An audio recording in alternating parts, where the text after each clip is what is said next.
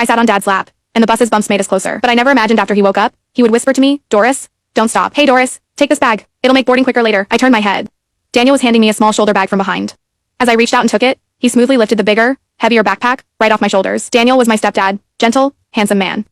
He stood a few steps away from me, his forehead covered with a thin sheen of sweat. A few strands of brown hair brushing across the high bridge of his nose. Okay. I raised my hand and gave him the okay sign. Daniel flashed me a huge grin. I turned away and focused on the line, feeling my face burning hot in the sun. It was the last day of our beach trip. That afternoon, we had to catch the long-distance bus back to the city. Summer break was basically over, so the queue was insane. Mom was restless. She kept twisting in place, scanning everywhere for any chance to move forward. Okay, Shelly, relax. We're pretty far up. We should able to. Daniel tried to soothe her, but she wasn't hearing a word. Shut up, she cut in instantly. Can't you see how many people are still in front? What if we don't get seats? This is the last bus today. I glanced back. Daniel shrugged at me helplessly. Unlike chill Daniel, Mom was always wired. I tried to shoot him a sympathetic look, but honestly, his current appearance was too funny to ignore. His tall frame made even those cheap summer shirts and beach shorts look like runway outfits. Right now, though, he was loaded down with all our trip luggage bags hanging from both shoulders. Hands full and he still had that straw hat we bought roadside this morning perched on his head. But I have to say, looking at his athletic build, you'd never guess he wasn't young anymore. Every single time, like now, I'd wonder how my mom ever landed a man like Daniel.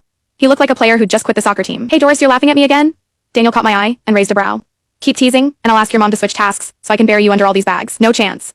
Mom won't let you. You're too tall. I'm way more flexible. And she couldn't carry this much anyway. Mom added, dead serious. I grinned wide and gave Daniel my full 8-tooth victory smile. Fine, ladies, you win. He raised both hands in surrender. His motion was light, looking like the bags not dragging him down at all. They just highlighted the strong muscles across his shoulders. I remembered last semester when he came with me to beach volleyball. His perfect plays and looks made my friends whistle and ask if he was my off-campus boyfriend. I always denied it. But honestly, I was daydreamed about finding someone just like Daniel. 2 minutes until departure. Every rider wanted a decent seat, Mom included. Push forward a little, she whispered. I followed, trying squeezing ahead but no luck. My small frame gave me zero power. I couldn't budge anyone. I tried several times, then finally decided to tell Mom I should switch tasks with Daniel. I could carry bags up in trips, or wait below, or anyway. But before I spoke, the crowd surged. The bus hissed like a battle cry. The wall of people that wouldn't move suddenly became a wave, sweeping me off my feet and onto the bus. Doris! Forward! Forward! Mom yelled from behind. Yes! I had no time to look back. I thrust both arms out and tried swimming forward. It was hopeless. I twisted with everything I had, slipping through every tiny gap, but every empty seat vanished the instant I spotted it. After fighting halfway down the aisle, I finally saw 3 free spots near the back. That's it. I dove for them. Right as I sat down, a plump gray-haired old lady dropped into the seat beside me.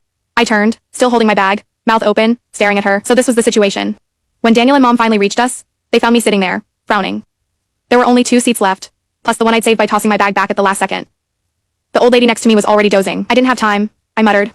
I couldn't exactly ask her to move, she's really old. Mom said nothing, just sighed. Daniel shoved all the luggage onto the rack, then wrapped an arm around her shoulder and patted twice. It's fine. At least we have 2 seats. We'll squeeze, it won't be long. Okay. Then can you sit in the back with Doris? Huh? Daniel and I spoke at the same time, but Mom's reason left no room for argument. If you two want to squeeze with the carsick one, right by the only window and deal with her vomit whenever it hits. She raised a brow at the window.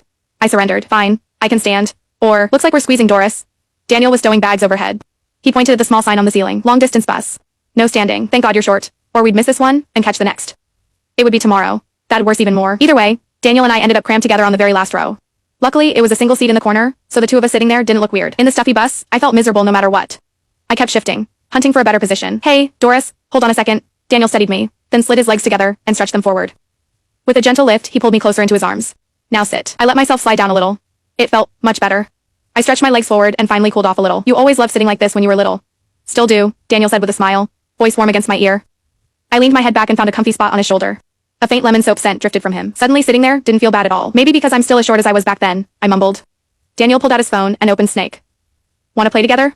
He wrapped his arms around me from behind, head resting on top of mine. I shook my head. I'll just watch. So for the next hour, I watched him turn the little snake into a giant python on the screen. My eyelids grew heavy. Sunlight poured through the window, and I drifted off to sleep right there in Daniel's arms. A hard bump woke me. I yawned. My watch said 2 in the afternoon. The bus had gone quiet except for soft snores and engine hum. Mom sat up front, head on her neck pillow, asleep too. I rubbed my eyes, ready to doze again. But when I moved to get comfortable, I froze. I felt it under me. I stayed still for a long moment. Maybe because I couldn't admit it. After all, how could this happen? I was wide awake. With each bus bounce, I could feel it. My brain stopped working. I had no idea what I was thinking. Doris, can you grab a light jacket from the bag? Mom called from up front, half turning and reaching a hand through the gap. Sure. I bent quickly, unzipped the backpack, and pulled one out. I straightened to hand it over, then sat back down. I started moving a little on instinct, clumsy but unstoppable. My heart hammered. I blushed at Daniel's good looks. Sure, but being with him on a bus was I'd never pictured. It was too unimaginable. I held my breath, almost unable to think. Mom was still up front. Her sickness kept her restless, she could turn any second. My breathing tightened. I couldn't stop wondering what it would feel like if we went further. The thought made me almost dizzy, and I began to tremble. Just try it once.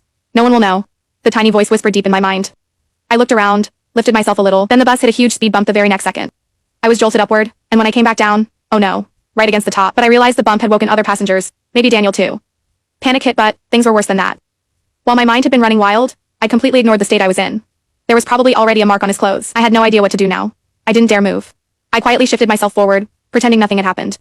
Maybe I should find something to cover the spot, or wipe it somehow.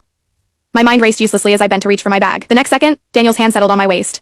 He stopped my forward shift, and pulled me right back. Doris, he whispered, don't you hate this layer of fabric?